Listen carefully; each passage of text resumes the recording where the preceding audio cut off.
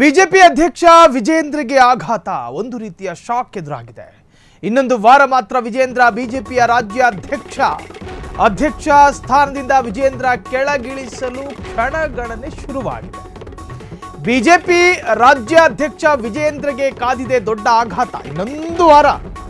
ಇನ್ನೊಂದು ವಾರ ಕಳೆದರೆ ಬಿಜೆಪಿ ಸ್ಥಾನದಿಂದ ಅಧ್ಯಕ್ಷರು ಕೆಳಗಿಳಿತಾರೆ. ಅಧ್ಯಕ್ಷ ಸ್ಥಾನದಿಂದ ವಿಜೇಂದ್ರ ಕೆಳಗಿಳಿಯೋದಕ್ಕೆ ಕೌಂಟ್ ಡೌನ್ ಶುರುವಾಗಿದೆ. ಬಿಜೆಪಿ ರಾಜ್ಯಾಧ್ಯಕ್ಷ ವಿಜೇಂದ್ರಗೆ ಆಘಾತದ ಮೇಲೊಂದು ಆಘಾತ, ಡಬಲ್ ಆಘಾತ, ಅಧ್ಯಕ್ಷಾಘಾತ. ವಿಜೇಂದ್ರ ಅಧ್ಯಕ್ಷರಾಗಿ ಉಳಿಯುವುದು ಇನ್ನೊಂದೇ ವಾರನಾ? ಪ್ರಬಲ ಸಮುದಾಯದ ನಾಯಕನ ಅವಸ್ಥೆ ಯಾಕೆ ಹಿಂಗೆ? ಬಿಜೆಪಿ ಹೊಸ ರಾಜ್ಯಾಧ್ಯಕ್ಷರ ನೇಮಕ ಬಗ್ಗೆ ಘೋಷಣೆ ಸಾಧ್ಯತೆ.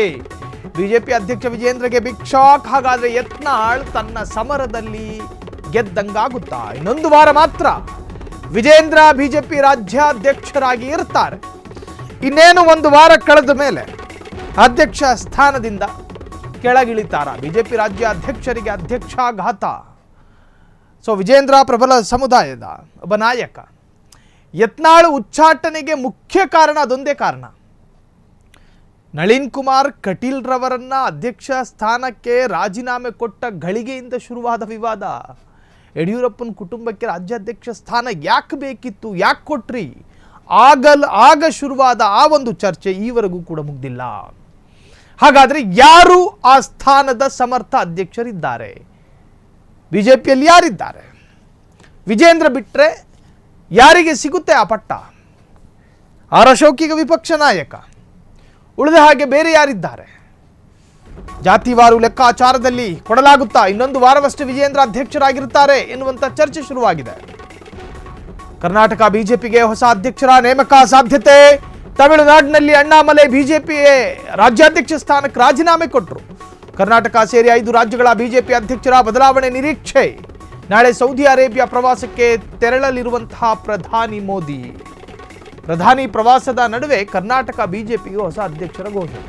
ಪ್ರಧಾನಿ ಯಾವಾಗ ಪ್ರವಾಸಕ್ಕೆ ಹೋಗ್ತಾರೋ ಇಲ್ಲೊಂದು ಇಟ್ಟೆ ಹೋಗೋದು. ಅವರು ಬರೋವರೆಗೂ ಆ ಚರ್ಚೆ ಆಗ್ತಾ ಇರಲಿ ಅಂತ. ಏಪ್ರಿಲ್ ಕೊನೆ ವಾರದಲ್ಲಿ ಬಿಜೆಪಿ ರಾಜ್ಯಾಧ್ಯಕ್ಷ ಸ್ಥಾನಕ್ಕೆ ಒಂದು ಸಣ್ಣ ಬದಲಾವಣೆ ಬರಬಹುದು. ಅದಕ್ಕೂ ಮೊದಲೇ ಬಿಜೆಪಿ ರಾಜ್ಯಾಧ್ಯಕ್ಷ ಸ್ಥಾನಕ್ಕೆ ರಾಜೀನಾಮೆ ಕೊಡ್ತಾರ ವಿಜೇಂದ್ರ. ಇನ್ನೊಂದು ವಾರವಷ್ಟೇ ವಿಜೇಂದ್ರ ಅಧ್ಯಕ್ಷರಾಗಿರ್ತಾರೆ. ಕರ್ನಾಟಕ ಬಿಜೆಪಿಗೆ ಹೊಸ ಅಧ್ಯಕ್ಷರ ನೇಮಕ ಸಾಧ್ಯತೆ. ಇನ್ನು ಬಿಜೆಪಿ ರಾಜ್ಯಾಧ್ಯಕ್ಷ ಸ್ಥಾನಕ್ಕೆ ಆಸ್ಪರೆಂಟ್ಗಳ ಕೊರತೆ ಏನಾದರೂ ಬಿಜೆಪಿಗಿದೆಯಾ? ಖಂಡಿತ ಇಲ್ಲ. ಆಸ್ಪರೆಂಟ್ಗಳ ಲಿಸ್ಟ್ನಲ್ಲಿ ಸಾಕಷ್ಟು ನಾಯಕರ ಹೆಸರು ಬರುತ್ತೆ. ಅದರಲ್ಲಿ ಪ್ರಮುಖವಾಗಿ ಆಕಾಂಕ್ಷೆಯನ್ನು ವ್ಯಕ್ತಪಡಿಸಿದ್ದ ಯತ್ನಾಳ್ ಈಗ ಬಿಜೆಪಿ ಬಂಗಲೆಯಿಂದ ಹೊರಗಿದ್ದಾರೆ. ಹಾಗಾದ್ರೆ ಇನ್ನು ಬೇರೆ ಯಾರಾದರೂ ನಾಯಕರು ಇದಕ್ಕೆ ಆಸೆಗಳನ್ನು ವ್ಯಕ್ತಪಡಿಸಿದ್ದಾರಾ, ಇಂಗಿತವನ್ನು ವ್ಯಕ್ತಪಡಿಸಿದ್ದಾರಾ? ನೋಡಕ್ಕೆ ಹೋದರೆ ಅದು ಆ ಆಸ್ಪರೆಂಟ್ಗಳ ಹೆಸರುಗಳು ರಹಸ್ಯವಾಗಿ ಉಳ್ಕೊಂಡಿದೆ. ಬಿಜೆಪಿ ರಾಜ್ಯಾಧ್ಯಕ್ಷ ವಿಜೇಂದ್ರಗೆ ಕಾದಿದೆ ದೊಡ್ಡ ಆಘಾತ. ಜನಾಕ್ರೋಶ ಯಾತ್ರೆ ಮಧ್ಯದಲ್ಲೇ ಹೈಕಮಾಂಡ್ನಿಂದ ಶಾಕಿಂಗ್ ನ್ಯೂಸ್.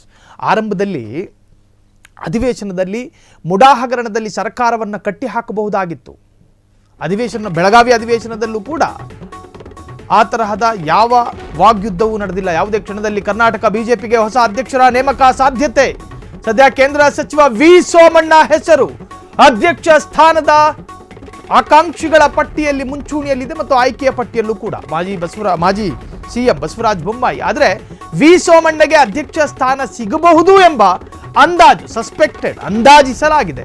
ಪಟ್ಟ ಕೈ ತಪ್ಪುವುದು ಫಿಕ್ಸ್ ಆಗುತ್ತಲೇ ಬೇರೆಯದ್ದೇ ಲೆಕ್ಕಾಚಾರದಲ್ಲಿ ವಿಜೇಂದ್ರ. ಯಾವುದೇ ಕ್ಷಣದಲ್ಲಿ ಕರ್ನಾಟಕ ಬಿಜೆಪಿಗೆ ಹೊಸ ಅಧ್ಯಕ್ಷರ ಘೋಷಣೆ ಸಾಧ್ಯತೆ.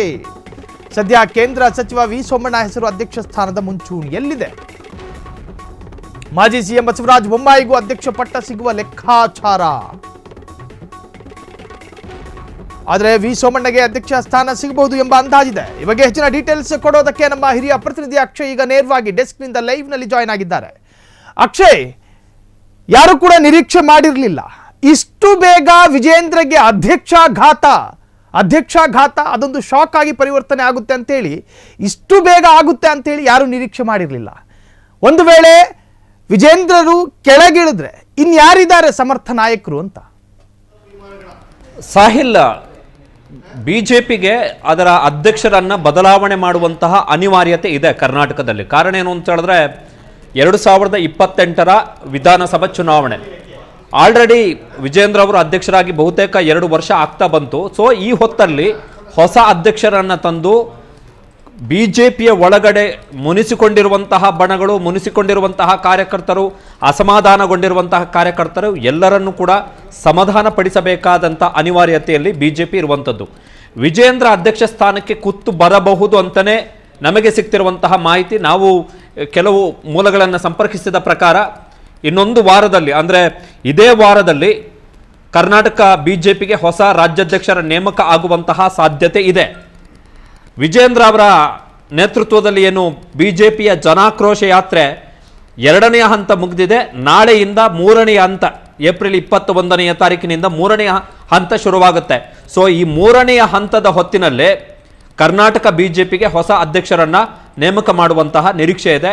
ಈ ಬಾರಿ ಕೂಡ ಲಿಂಗಾಯತ ಸಮುದಾಯದವರಿಗೇನೆ ಅಧ್ಯಕ್ಷ ಸ್ಥಾನ ಕೊಡಲಿಕ್ಕೆ ಬಿಜೆಪಿ ಆಲೋಚನೆಯನ್ನ ಮಾಡಿರುವಂಥದ್ದು. ಸದ್ಯಕ್ಕೆ ಮುಂಚೂಣಿಯಲ್ಲಿರುವ ಹೆಸರು ಯಾರ್ದು ಅಂತ ಹೇಳಿದ್ರೆ ಕೇಂದ್ರ ಸಚಿವ ವಿ ಸೋಮಣ್ಣ ಅವರ ಹೆಸರು. ಆದರೆ ಅವರು ಕೇಂದ್ರ ಸಚಿವರಾಗಿರೋದ್ರಿಂದ ಕೇಂದ್ರ ಸಚಿವ ಸ್ಥಾನದಿಂದ ಅವರನ್ನು ಇಳಿಸಿ ಅವರಿಗೆ ಕರ್ನಾಟಕ ಬಿಜೆಪಿಯ ಸಾರಥ್ಯವನ್ನು ಕೊಡ್ತಾರಾ ಎನ್ನುವಂಥದ್ದು ಒಂದು ಪ್ರಶ್ನೆ ಅಷ್ಟೇ. ಅದರ್ವೈಸ್ ಸೋಮಣ್ಣ ಸದ್ಯಕ್ಕೆ ಮುಂಚೂಣಿಯಲ್ಲಿದ್ದಾರೆ. ಅದ್ರ ಜೊತೆಗೆ ಬಸವರಾಜ ಬೊಮ್ಮಾಯಿ ಅವರ ಹೆಸರು ಕೂಡ ಚಾಲ್ತಿಯಲ್ಲಿದೆ. ಬಟ್ ಬಸವರಾಜ ಬೊಮ್ಮಾಯಿ ಅವರಿಗೆ ಎಷ್ಟರ ಮಟ್ಟಿಗೆ ಅಧ್ಯಕ್ಷ ಸ್ಥಾನ ಸಿಗಬಹುದು ಕೂಡ ಎನ್ನುವಂಥದ್ದು ಪ್ರಶ್ನೆ. ಕಾರಣ ಏನು ಅಂತ ಹೇಳಿದ್ರೆ Basavaraja Bommai yes man person, ಅಂದರೆ ಹೌದು ಅಂದರೆ ಹೌದು, ಇಲ್ಲ ಅಂದರೆ ಇಲ್ಲ, ಹೌದಪ್ಪ ಮನಸ್ಥಿತಿಯ ರಾಜಕಾರಣಿ. ಅಂದರೆ ಸ್ವತಂತ್ರವಾಗಿ ನಿರ್ಧಾರಗಳನ್ನು ತೆಗೆದುಕೊಳ್ಳಲಿಕ್ಕೆ ಅಥವಾ ಯಡಿಯೂರಪ್ಪ ಕುಟುಂಬದ ಪ್ರಭಾವದಿಂದ ಹೊರಬರಲಿಕ್ಕೆ ಆಗದಂತಹ ರಾಜಕಾರಣಿ ಆಗಿರೋದ್ರಿಂದಾಗಿ ಬೊಮ್ಮಾಯಿಯವರನ್ನು ಮತ್ತೆ ಈಗ ಅವರು ಬೊಮ್ಮಾಯಿ ಮುಖ್ಯಮಂತ್ರಿ ಆಗಿದ್ದಂಥ ಸಂದರ್ಭದಲ್ಲಿ ಕಂಪ್ಲೀಟ್ಲಿ ಯಡಿಯೂರಪ್ಪ ಕುಟುಂಬದ ಶ್ಯಾಡೋ ಅಡಿಯಲ್ಲಿದ್ದರು, ಅದರ ನೆರಳಲ್ಲಿದ್ದರು. ಸೊ ಅಧ್ಯಕ್ಷ ಸ್ಥಾನಕ್ಕೆ ತಂದು ಕೂರಿಸಿದ್ರೆ ಮತ್ತೆ ಅದೇ ಸಮಸ್ಯೆಗಳಾಗಬಹುದು ಎನ್ನುವಂಥ ಆತಂಕ ಒಂದು ಕಡೆ ಬಿಜೆಪಿಯಲ್ಲಿ ಇರುವಂಥದ್ದು, ಬಿಜೆಪಿಯ ನಾಯಕರ ಬಳಿ ಇರುವಂಥದ್ದು. ಬಟ್ ಅಧ್ಯಕ್ಷರನ್ನು ಬದಲಾವಣೆ ಮಾಡುವಂತಹ ಸಾಧ್ಯತೆ ಬಹುತೇಕ ನಿಚ್ಚಳ ಇದೆ. ಕರ್ನಾಟಕ ಸೇರಿದಂತೆ ಪ್ರಮುಖ 5 ರಾಜ್ಯಗಳು, ಅದು ಉತ್ತರ ಪ್ರದೇಶ ಇರ್ಬೋದು, ಮಧ್ಯಪ್ರದೇಶ ಇರ್ಬೋದು, ಪ್ರಮುಖ 5 ರಾಜ್ಯಗಳಿಗೆ. ಕಾರಣ ಏನು ಅಂತ ಹೇಳಿದ್ರೆ ಇದೇ ತಿಂಗಳ ಅಂತ್ಯದ ವೇಳೆಗೆ ಬಿಜೆಪಿಯ ರಾಷ್ಟ್ರೀಯ ಅಧ್ಯಕ್ಷರ ನೇಮಕ ಆಗಬೇಕು, ಹೊಸ ಅಧ್ಯಕ್ಷರು ಬರಬೇಕು, ಬಿಜೆಪಿಯ ರಾಷ್ಟ್ರೀಯ ಅಧ್ಯಕ್ಷ. ಬಟ್ ಬಿಜೆಪಿಯ ರಾಷ್ಟ್ರೀಯ ಅಧ್ಯಕ್ಷರನ್ನ ನೇಮಕ ಮಾಡುವುದಕ್ಕಿಂತ ಮುಂಚೆ ಬಿಜೆಪಿಯ ಎಲ್ಲ ರಾಜ್ಯಗಳ ಅಧ್ಯಕ್ಷರನ್ನ ನೇಮಕ ಮಾಡಬೇಕಾಗತ್ತೆ. ಸೊ ಈಗ ಕರ್ನಾಟಕದ ಅಧ್ಯಕ್ಷರ ಬದಲಾವಣೆ ಕೂಡ ಬಾಕಿ ಇರುವಂಥದ್ದು. ಬಟ್ ವಿಜೇಂದ್ರನೇ ಯಾಕೆ ಪರ್ಟಿಕ್ಯುಲರ್ಲಿ ಯಾಕೆ ಇಳಿಸ್ತಾ ಇದ್ದಾರೆ ಫಾರ್ ವೆರಿ ಶಾರ್ಟ್ ಟರ್ಮಿಗೆ ಅಂತ ಹೇಳಿದ್ರೆ ವಿಜೇಂದ್ರ ಬಗ್ಗೆ ಒಳ್ಳೆಯ ಒಪಿನಿಯನ್ ಇಲ್ಲ. ನಾವು ಈ ಹಿಂದಿನ ವಿಡಿಯೋದಲ್ಲಿ ನಾವು ಮತ್ತೆ ನೀವು ಮಾತಾಡಿದ್ವಿ ಏನಕ್ಕೆ ಇಳಿಸ್ಬೋದು ಅಂತೇಳಿ. ಕಾರಣ ಒಂದು ಅಡ್ಜಸ್ಟ್ಮೆಂಟ್ ರಾಜಕಾರಣಿ ವಿಜೇಂದ್ರ, ಡಿ ಕೆ ಶಿವಕುಮಾರ್ ಜೊತೆಗೆ ವ್ಯಾವಹಾರಿಕ ಸಂಬಂಧ ಇದೆ. ಎರಡನೆಯದ್ದಾಗಿ ಭ್ರಷ್ಟಾಚಾರದ ಆರೋಪಗಳು, ಜೊತೆಗೆ ಕುಟುಂಬ ರಾಜಕಾರಣ ಮತ್ತು ಸ್ವಜನ ಪಕ್ಷಪಾತ, ಇಷ್ಟು ದೊಡ್ಡ ಕಳಂಕಗಳನ್ನು ಇಟ್ಕೊಂಡು ಪಕ್ಷವನ್ನು ನಡೆಸ್ತಾ ಇದ್ದಾರೆ ವಿಜೇಂದ್ರ ಅವರು. ಸೊ ಆ ಹಿನ್ನೆಲೆಯಲ್ಲಿ ವಿಜೇಂದ್ರ ಅವರನ್ನು ಇಳಿಸಿ ಆ ಕಳಂಕದಿಂದ ಮುಕ್ತರಾಗಿ ಪಕ್ಷವನ್ನು ಹೊಸ ದಿಕ್ಕಿನ ಕಡೆಗೆ ತೆಗೆದುಕೊಂಡು ಹೋಗಲಿಕ್ಕೆ ಒಬ್ಬ ಹೊಸ ಅಧ್ಯಕ್ಷರ ಅವಶ್ಯಕತೆ ಇದೆ. ಬಟ್ ಇನ್ನೊಂದು ವಾರವಷ್ಟೇ. ಬಟ್ ವಿಚಿತ್ರ ಏನು ಅಂತ ಹೇಳಿದ್ರೆ ಜನಾಕ್ರೋಶ ಯಾತ್ರೆಯ ಮಧ್ಯದಲ್ಲೇ ಒಂದು ವೇಳೆ ವಿಜೇಂದ್ರ ಅವರನ್ನು ಅಧ್ಯಕ್ಷ ಸ್ಥಾನದಿಂದ ಇಳಿಸಿದ್ರೆ, ಕಾಂಗ್ರೆಸ್ ಸರ್ಕಾರದ ವಿರುದ್ಧ ಯಾತ್ರೆ ಹೋಗ್ತಾ ಇದ್ದಾರೆ ಈಗ ವಿಜೇಂದ್ರ ಅವರು. ಆ ಯಾತ್ರೆ ಹೋಗುವಂತಹ ಸಂದರ್ಭದಲ್ಲೇ ಎಲ್ಲೋ ಭಾಷಣ ಮಾಡ್ತಿದ್ದಾಗ ನಿಮ್ಮನ್ನು ಅಧ್ಯಕ್ಷ ಸ್ಥಾನದಿಂದ ಇಳಿಸಲಾಗಿದೆ, ಇನ್ನೊಬ್ಬರನ್ನು ಅಧ್ಯಕ್ಷರನ್ನಾಗಿ ಮಾಡಲಾಗಿದೆ ಅಂಥೇಳಿ ಏನಾದರೂ ಫೋನ್ ಕಾಲ್ ಬಂದರೆ ವಿಜೇಂದ್ರಗೆ, ನನ್ನ ಪ್ರಕಾರ ವಿಜೇಂದ್ರ ರಾಜಕೀಯ ಜೀವನದ ಅತ್ಯಂತ ದೊಡ್ಡ ಹಿನ್ನಡೆ, ಅತ್ಯಂತ ದೊಡ್ಡ ಮುಜುಗರ. ಒಂದು ವೇಳೆ ಆ ಥರ ಆದರೆ ವಿಜೇಂದ್ರಗೆ ಅಂತಹ ಮಾಸ್ಟರ್ ಸ್ಟ್ರೋಕನ್ನು ಕೊಡಲಿಕ್ಕೆ B J P high command ready ಇದೆಯೇ ಎನ್ನುವಂಥದ್ದು ಕೂಡ ಪ್ರಶ್ನೆ. But B J P high command ಅಂಥ ನಿರ್ಧಾರಗಳನ್ನು ತೆಗೆದುಕೊಳ್ಬೋದು. ಕಾರಣ ಏನು ಅಂತ ಹೇಳಿದ್ರೆ ಯತ್ನಾಳ್ ವಿಚಾರಕ್ಕೆ ಬಂದಾಗ ಯಾರು ಕೂಡ ನಿರೀಕ್ಷೆ ಮಾಡಿರಲಿಲ್ಲ ಯತ್ನಾಳ್ ಅವರನ್ನು ಉಚ್ಚಾಟನೆ ಮಾಡ್ತಾರೆ ಅಂತೇಳಿ. ವಾರ್ನಿಂಗ್ ಕೊಟ್ಟು ಸುಮ್ಮನಾಗಬಹುದು ಅಂತೇಳಿ ಅಂದ್ಕೊಂಡಿದ್ರು. ಆದರೆ ಯತ್ನಾಳ್ ಅವರನ್ನು ಉಚ್ಚಾಟನೆ ಮಾಡಿದ್ದಾರೆ 6 ವರ್ಷಗಳವರೆಗೆ. ಸೊ ಅಂಥದ್ದೇ ನಿರ್ಧಾರವನ್ನು ವಿಜೇಂದ್ರ ವಿಚಾರದಲ್ಲೂ ಅಷ್ಟೇ ಕಠಿಣ ನಿರ್ಧಾರವನ್ನು ಬಿ ಜೆ ಪಿಯ ಹೈಕಮಾಂಡ್ ತೆಗೆದುಕೊಳ್ಳುವಂತಹ ಸಾಧ್ಯತೆ ಇದೆ. ಸೊ ಇನ್ನೊಂದು ವಾರದ ಮಟ್ಟಿಗೆ ವಿಜೇಂದ್ರ ಕರ್ನಾಟಕದ ಬಿ ಜೆ ಪಿಯ ಪೋಸ್ಟರ್ಗಳಲ್ಲಿ ಅಧ್ಯಕ್ಷರಾಗಿ ಕಾಣಿಸಿಕೊಳ್ಳಬಹುದು. ಥ್ಯಾಂಕ್ ಯು ಅಕ್ಷಯ್ ತಮ್ಮೆಲ್ಲ ಡೀಟೇಲ್ಸ್ಗೆ. ಇನ್ನೇನು ಒಂದು ವಾರದಲ್ಲಿ ರಾಜ್ಯ ಬಿಜೆಪಿಯಲ್ಲಿ ಒಂದು ಬದಲಾವಣೆಗಳಾಗ್ತಾವೆ.